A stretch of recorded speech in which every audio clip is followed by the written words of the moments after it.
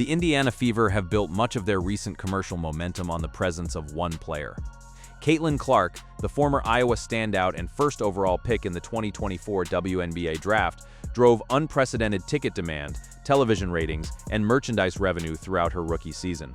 Fans who had never watched a WNBA game before purchased season tickets. Arenas sold out.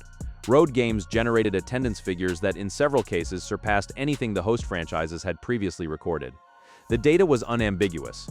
Clark's arrival reshaped the economic and cultural profile of the league. That context makes the Fever's current approach to their own social media channels difficult to explain. Over a recent stretch of roughly 10 days, Clark was conspicuously absent from the team's primary feeds on X, formerly Twitter. Game highlights were posted when broadcast obligations made them essentially unavoidable. Beyond that, there were no practice clips, no arrival footage, no individual player features built around the franchise's most prominent draw. Fans noticed immediately, and the reaction across comment sections and fan forums was not measured.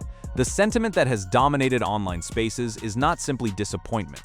It is a specific kind of frustration that emerges when a fan base believes an organization does not understand or does not respect what it has. Comments referencing the coaching staff's competency, the front office's strategic judgment, and the team's overall direction have accumulated steadily. One recurring observation, appearing in various forms across multiple platforms, captures the broader mood. Fans came for Caitlin Clark and became Fever supporters, but the organization's behavior is straining that loyalty in ways that feel avoidable. The tension escalated when the franchise announced a promotional event tied to an upcoming home game against the Golden State Valkyries. The night would be designated as a celebration of Iowa College fans, and every ticket purchased for the game would include an exclusive cap featuring the black and gold color scheme associated with Clark's former university. Promotional giveaways of this kind are standard practice in professional sports. When executed within a functional relationship between an organization and its fan base, they tend to be well received. That was not the reaction here. The announcement drew immediate criticism. Fans pointed to what they described as a fundamental inconsistency. The organization was prepared to invoke the Iowa brand as a marketing mechanism while simultaneously declining to build its roster in ways that fans believe would serve Clark and the team's performance. The criticism became more specific when the details of a recent roster decision came into focus. In the weeks prior to the Iowa night announcement, the Fever had passed on signing a guard with direct ties to the Iowa program, a player with established familiarity and documented on-court chemistry with Clark. The organization cited roster construction constraints, specifically that the team did not have room for an additional guard. Within approximately 36 hours of that decision, the Fever signed a guard from South Carolina.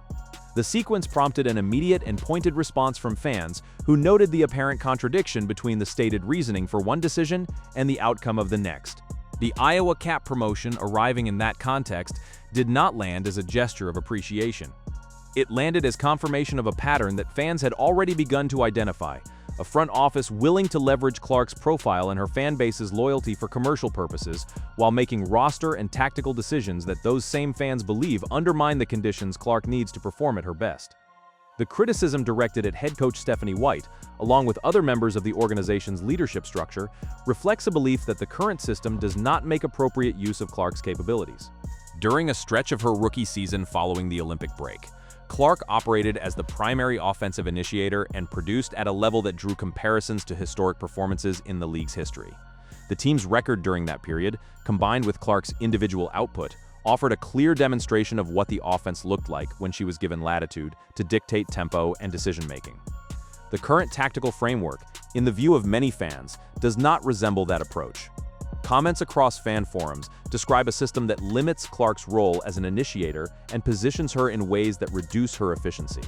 There are no verified internal accounts of how the coaching staff has designed its scheme or why. What exists is a public perception, derived from observable game footage and statistical output, that the Fever are not deploying their most valuable player in the way her abilities suggest they should.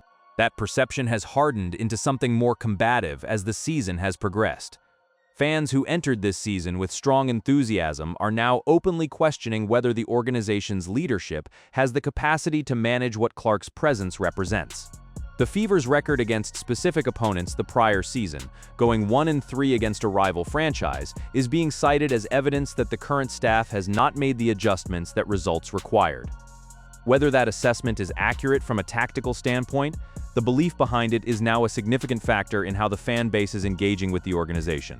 The broader argument being made by vocal segments of the fan base comes down to a question of institutional readiness.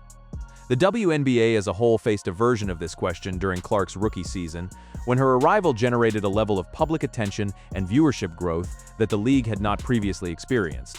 The initial response from various corners of the basketball establishment was cautious, and in some cases, defensive. There was reluctance to attribute the ratings increases and attendance gains to a single player, and attempts were made to frame the growth as a collective phenomenon. The attendance and broadcast data, however, told a more specific story. The Fever now find themselves in an analogous position.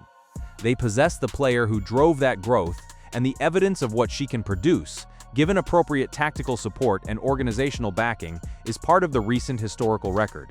Fans are arguing that the organization is failing to act on that evidence and that the promotional strategies being deployed suggest the commercial opportunity Clark represents is better understood internally than the on-court opportunity. That reading of the situation is what turned the Iowa nightcap into a flashpoint. The hat in isolation is a minor item. What it represented to the fan base was a data point in a larger argument about the organization's priorities. A front office that demonstrates a genuine commitment to building around Clark, through roster construction, tactical design, and public-facing content, is a front office that could have sold that cap without friction. The announcement instead arrived into an environment where goodwill had been systematically depleted, and it was received accordingly. The fans who have invested most heavily in the Fever's success are aware of the financial history that Clark's arrival created. Attendance records were broken. Merchandise revenue increased. The organization announced plans for improved practice facilities, investments made possible in part by the commercial activity that Clark's presence generated. That sequence is not lost on the fan base. The people who purchased tickets and merchandise during that period understand their role in the organization's recent growth. What they are articulating with increasing directness is that they expect that investment to be matched by organizational decisions that reflect a genuine commitment to competing at the highest level with Clark as the foundation. The social media silence around Clark, in that light, becomes something more significant than a content strategy choice. Whether the decision to limit Clark-focused posts reflects internal team dynamics, a deliberate organizational strategy, or some other factor is not publicly documented. What is publicly visible is the absence, and the fan community has drawn conclusions from it.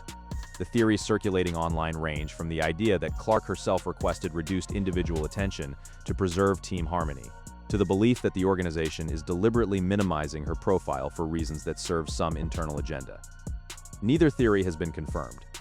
Both are being discussed with equal seriousness by a fan base that no longer extends the benefit of the doubt to the front office. The Fever's upcoming road game in Los Angeles against the Sparks is being framed in online fan spaces as more than a regular season contest. The way fans are describing it reflects how they now see Clark's situation within the organization, as a player succeeding despite her circumstances, not because of them. That framing, accurate or not, has consequences.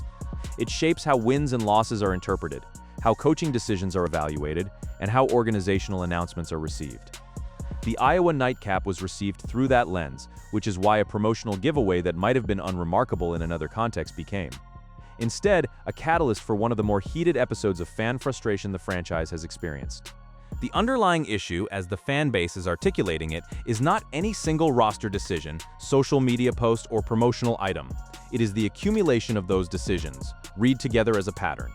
The argument being made is that the Fever have benefited enormously from Clark's presence without demonstrating, through their actions, that they understand what that presence requires in return. Building new facilities with revenue Clark helped generate, while declining to sign players from her former program and limiting her offensive role, is the specific contradiction that fans are pointing to most often.